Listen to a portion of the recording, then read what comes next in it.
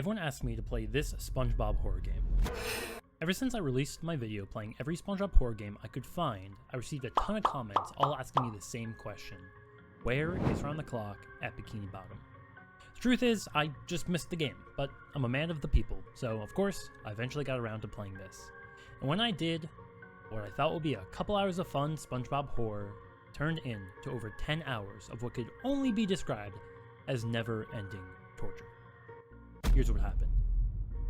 The overarching story of this game revolves around the body-snatching jellyfish from the show. You know, the ones that are allergic to mayonnaise. After a quick stroll through Jellyfish Field to learn the controls, our story begins at 9 p.m. at Glove World with SpongeBob and Patrick. Squidward is supposed to be performing here tonight, but unfortunately that gets cut short by the evil jellyfish. During the chaos is when SpongeBob gets kidnapped by Glovey, and we as Patrick have to chase him. We end up in the Tunnel of Glove, where a crazy employee is using this to try and get promoted. I was about to get me out of the house, so I really needed promotion. Sounds like a you problem, my guy. Anyways, we need to go through this area where each room has a different theme, while avoiding left and right Glovey. We eventually find SpongeBob and punch a nerd.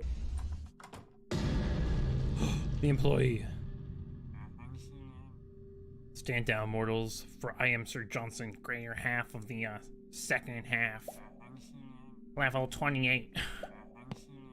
I have come to fulfill my quest of getting my promotion one way or another. What say you, foul fiend? We then escape to the Krusty Krab, which becomes our base of operations.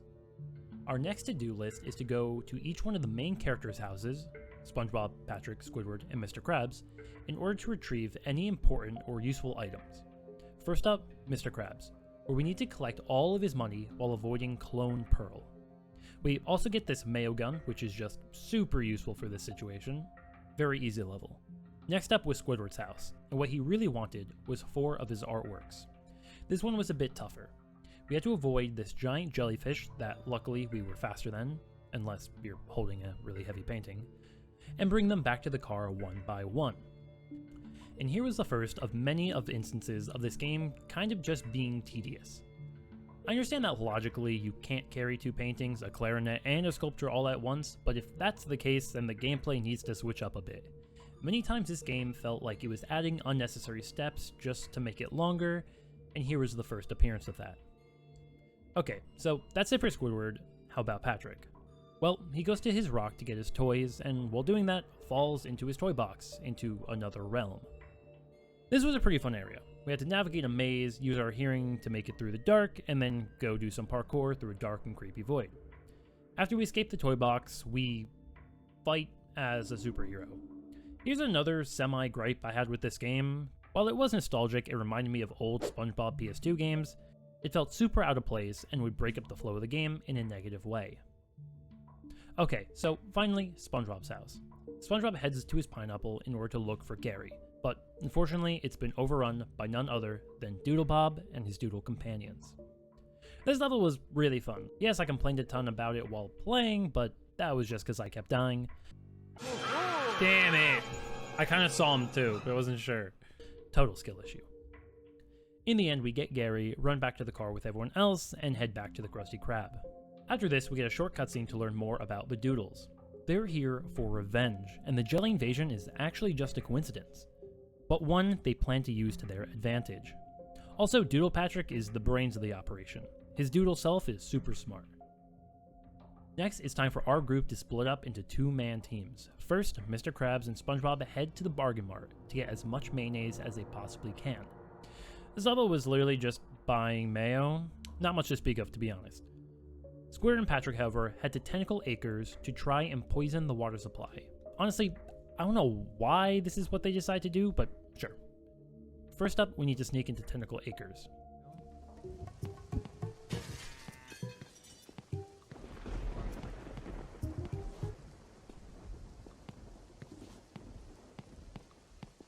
Alright, that's why.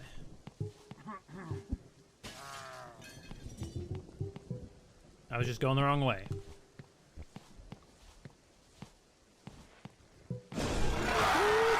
Once in, we guide Patrick using the security cameras to the water supply and dump in the mayo. Of course he's seen, and we need to escape. We run to the final gate, which is locked, and need to fight this giant dogfish to escape. Real quick, if you're enjoying the video, definitely be sure to subscribe, helps me out a ton, and you get notified when I post or go live, which is when I play these games. Okay, back to the video. Next up, we need to go to Miss Puff's boating school, for some reason. Actually, half of these places, we go there not for any actual reason, we just kinda go. Anyway, our goal is to sneak in, save a couple of students, and then place a whoopee cushion on Puff Clone's desk filled with mayonnaise. Sneaking in was easy, as was placing the cushion, but of course SpongeBob can't leave without saving the students. So we have to walk out 3 students to the exit, one by one for some reason, while avoiding Puff. She didn't really have a set walking pattern, which definitely made this annoying, but we eventually do it. Next up is probably the single worst level in the game, or at least that's what I thought at the time. We go to Goofy Goobers to look for more mayo. At least there's actually a valid reason here. So in order to get this mayo, we first need to destroy 6 jelly nests, so that the workers come out of the locked closet, and this took me a full hour. I was absolutely losing my mind. It's not even something where I can just say I was bad. No, this level just included a ton of luck. There was the stalker that follows you from the front door and you have to flash it with your camera whenever he gets close. Fine, this one is okay because at least there's a counter. But not for this giant green guy. He just shoots you to slow you down and then kills you. There's also dudes around this level that electrocute you or pull you into the ceiling. The only one you actually have a counter for is the stalker. So you just have to get lucky that some creatures aren't in certain areas. I hated this place so much. But I did eventually get through it, and we got some mayo. Holy fuck. That was so fucking painful. This level was immediately followed up by another extremely frustrating one. The Dirty Bubble asked us to help because Man Ray left him to team up with the clones of Mermaid Man and Barnacle Boy. So we do. At first, this level is actually really fun. We play as Mr. Krabs and we walk around turning on generators and avoiding obstacles. Once we finish that, however, it turns out this was part of the Dirty Bubble and Man Ray's plot all along, and we have to fight a bunch of villains. As Patrick Man. Just watch the highlights.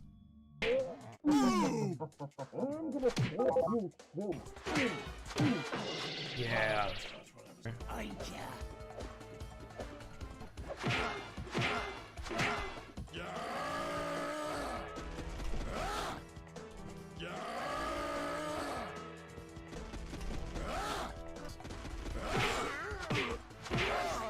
Nice.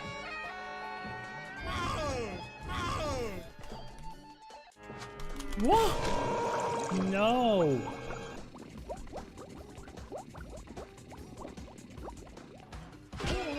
Smoked. I've gone too far. Just stopping you, man. Uh-huh. Come at me, Man Ray. I ain't afraid. Ah, I'm dead.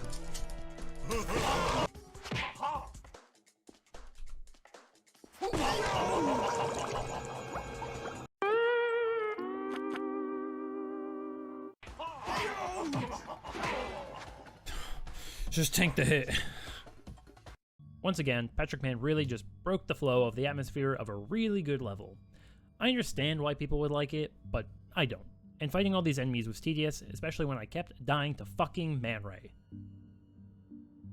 2 hours to beat 2 levels, and I was feeling drained. This next one, thankfully, was enjoyable. While heading back to the Krusty Krab, Mr. K, SpongeBob, and Patrick run into Plankton's clone, who decided to enlarge himself, and is rampaging the city. SpongeBob and Patrick go off into a plane to act as a distraction while Mr. Krabs finds a way to stop him. We end up on a couple of rooftops and use these giant mayonnaise containers on him, but that just makes him angrier. So now we need to fight him ourselves with our mayo gun.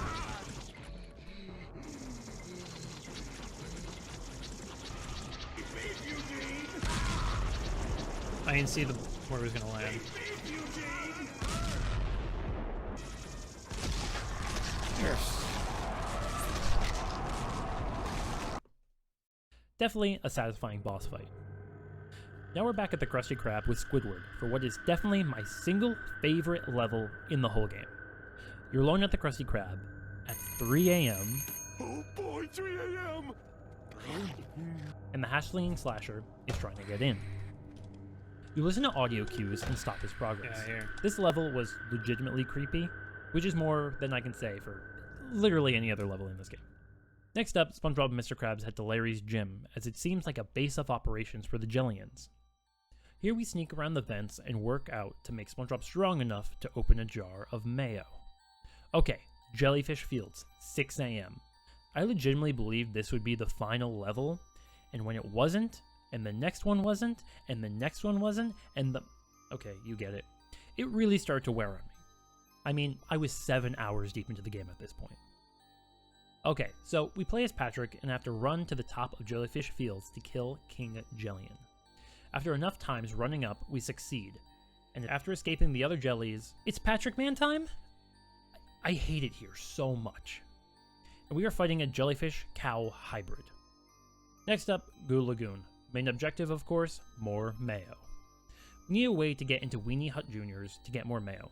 The way to do this is to get a screwdriver, which for some reason is in this castle. So it's puzzle time. We get the screwdriver and head in to get our mayo. We avoid the robot that works there, and succeed. After this, we need to break into the salty Spitoon. Unfortunately, we're not tough enough. We sneak in, get our disguise, but before we can get into the kitchen, Dennis appears. Oh.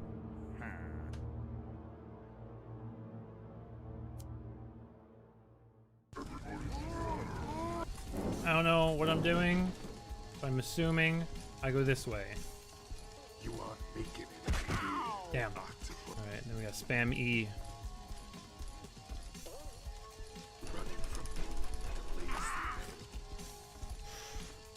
Get out of here.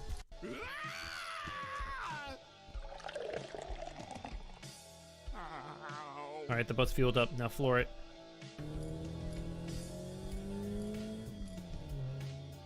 Now time for what can only be described as my purgatory. The worst level in the entire game. Sandy's tree dome. We want to check to make sure Sandy is okay, and then get locked in the tree dome because it's winter and she's hibernating. So now to escape, we need to build a flamethrower. And how do we build this flamethrower, you ask? Find 8 pieces that are scattered around the snow and take them one by one into the tree dome to build it. And if it spots us, we'll wake up Sandy to come kill us. This is what I mean by this game padding playing time. Why the fuck would you have to take all these pieces one by one? Just let me collect all 8, then go build it. Plus, we can't sprint while inside the treehouse or we wake Sandy. This also took me about an hour to finish, and I was ready to throw my PC out of my window. It doesn't even make sense. If you want to get out, just use the fucking hairdryer. Okay, we have all our mayo, and we're back at the Krusty Krab. Final boss fight time. The leader of the Jellians picks up the Krusty Krab, and we need to defend Patrick as he burns their tentacles. We defeat the boss, and then we chase him down into rock bottom. I just want this to be over. The next part was pretty cool. We have to walk to the museum in complete dark, listening out for the Alaskan bullworm, and flash it if it gets too close. All while making sure we don't walk too far into the dark and go right into the parasitic worm. We make it to the museum and form a plan to defeat the Jellians once and for all. But first, more Patrick Man. But this time against the Doodles, who I kind of forgot about, not gonna lie. Doodle Bob and Doodle Pat have a bit of a falling out because Bob just wants to coexist. Honestly, their whole story kind of confused me anyway. Anyway, it's time to fight. Just gonna focus up. It's too late for this.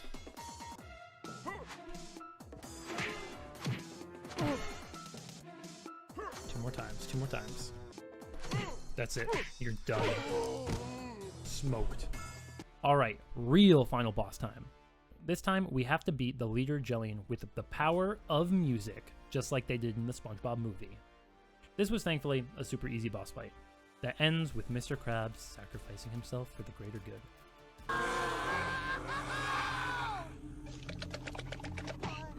Come on, SpongeBob, get up.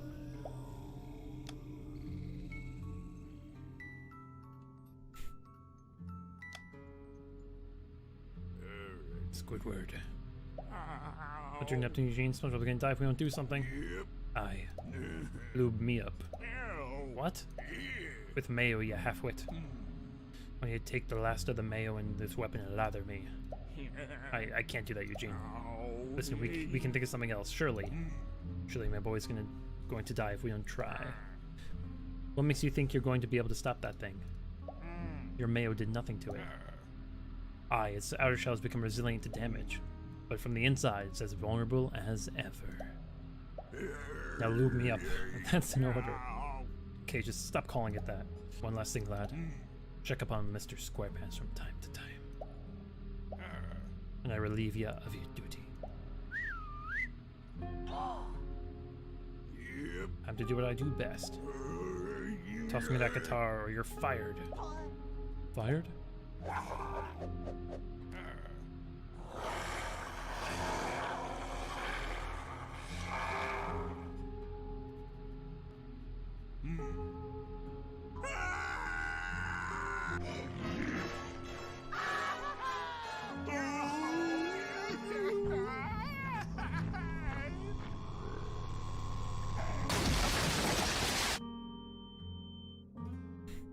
Damn. That was bright.